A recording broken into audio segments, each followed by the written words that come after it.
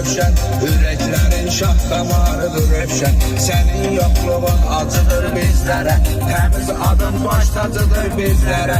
Adını unutmayıb Azərbaycan, doğma cənub torpağı xan Lənkəran. Barabuskoy bir də Lənkəran iski, dünyada hər yerdə Lənkəran iski. Azərbaycanlıların fəxridir, bu millətin talışların fəxridir. Yaxşıların böyük qardaşı Rövşən, oğruların dostu yoldaşı Rövşən. Heyib var baxsız xəzanə döndü, böyük qardaş əbədi nişanə döndü.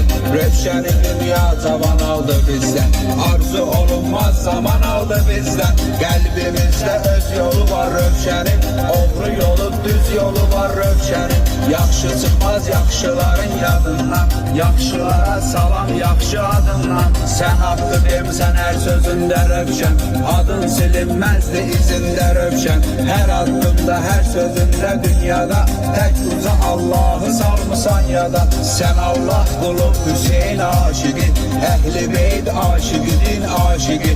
Haqqı deyib haqqa sadiq.